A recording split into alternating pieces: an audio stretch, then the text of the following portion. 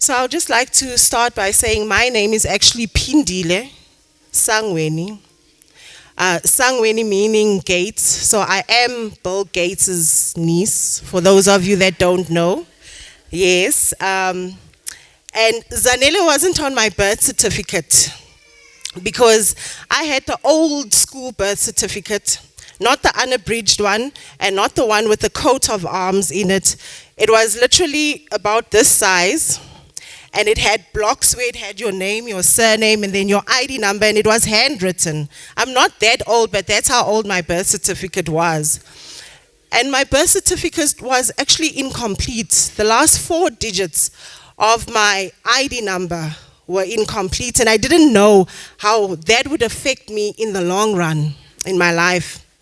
So I went through life knowing that I'm Phindile Zanele Orion, but at school when they called Phindile, I was always absent because they never called me that at home. They called me Zanele.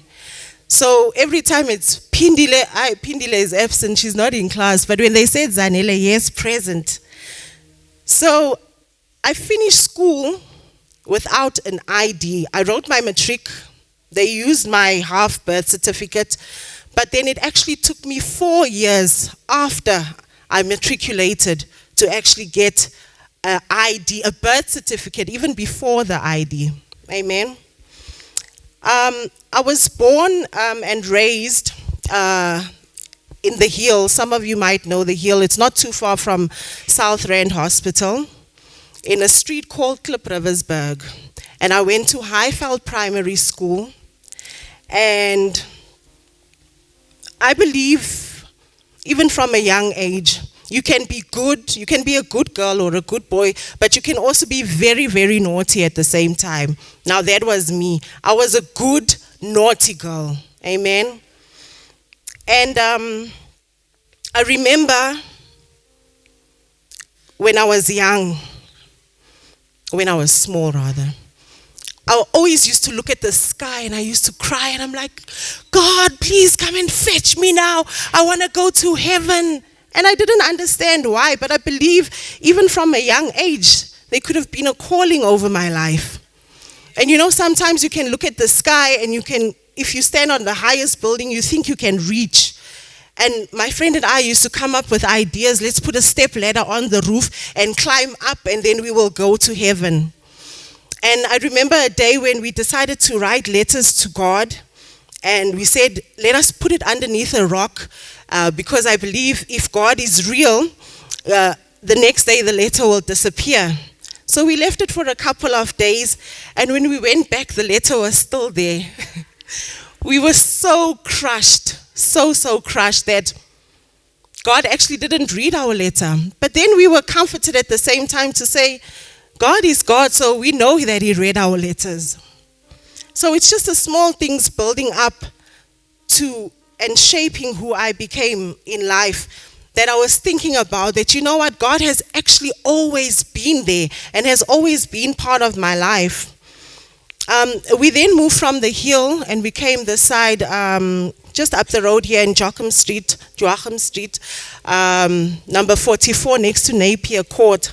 I think it was in 1997. And we've been in this community ever since then. Now, I always tell some of the people that are close to me that I was bullied when I was young. You know, I was classified as a coconut, black on the outside and white on the inside.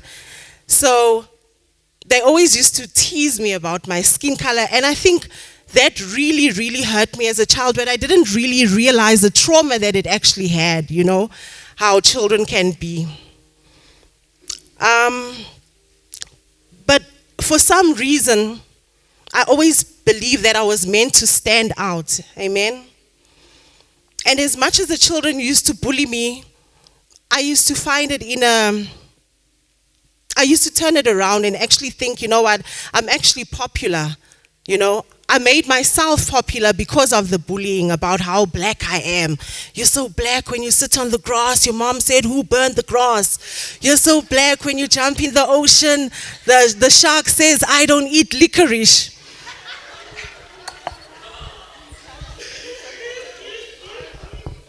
So, you know, now that I'm older, it is so funny because I used to laugh, but back then it used to hurt me. But even that was something that shaped me and made me, because I actually fell in love with my color, my tan. I'm like, but I love being black. I'm proud of being black, amen. So in the early 90s, like I said, we moved over to this side, and I attended Forest Hill Primary School. And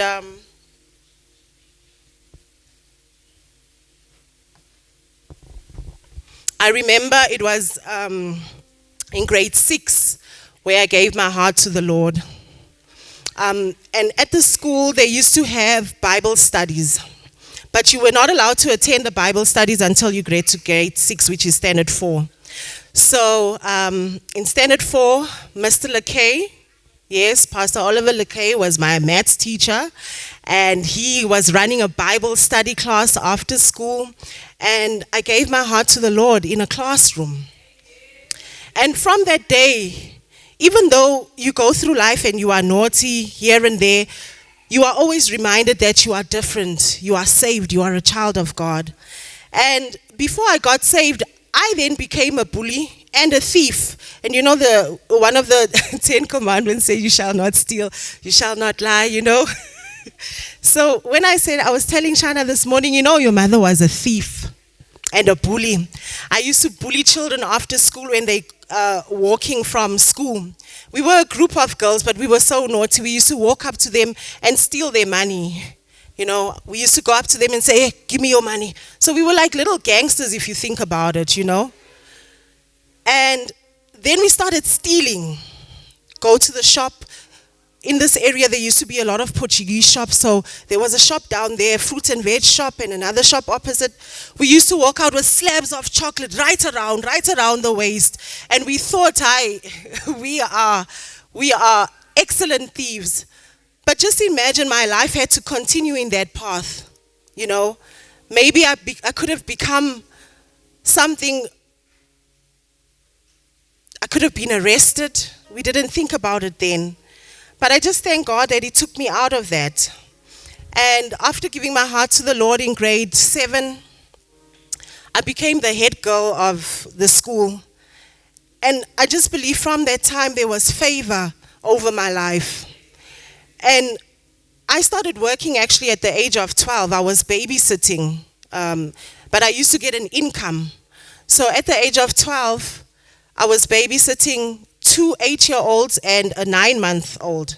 And I used to get like 300 Rand a week. That was a lot of money. I used to keep 100 Rand. I used to give my mom 100 Rand for bread and milk in the week, and my dad 100 Rand for petrol. So even though I was young, I was still responsible. And then,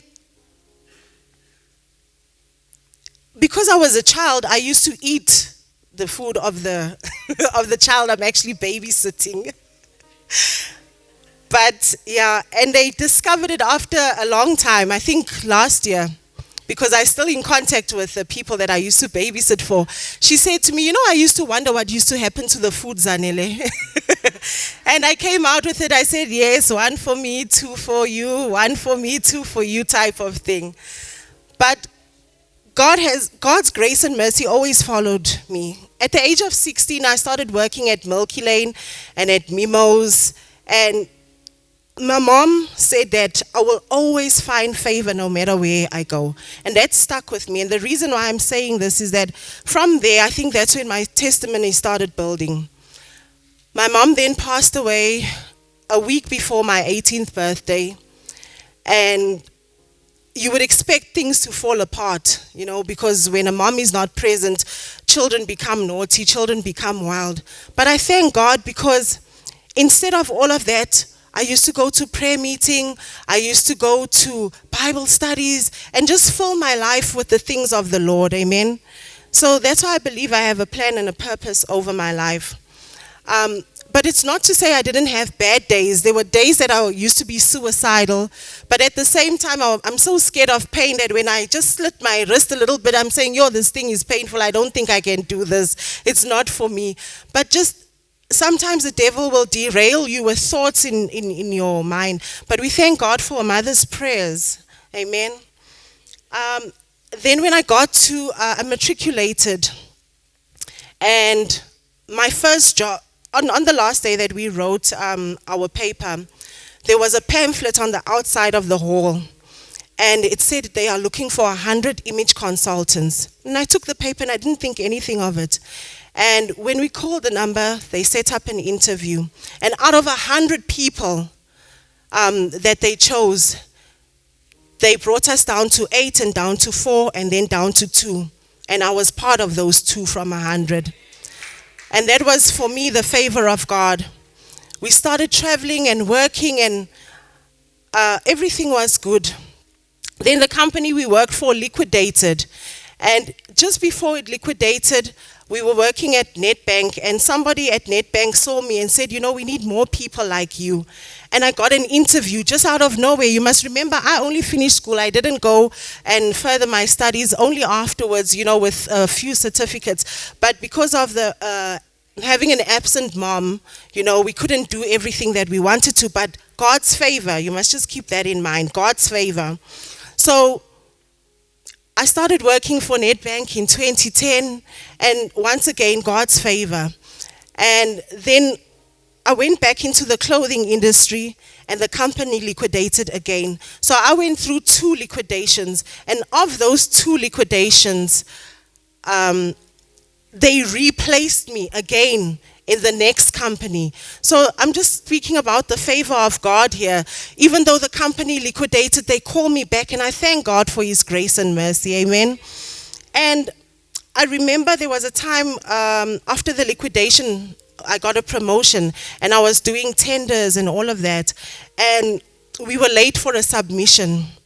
So the company didn't get the tender. And I got dismissed unfairly. But in that time of being dismissed unfairly, we went to the CCMA, and I won the case because I was dismissed unfairly, and I got paid for that time.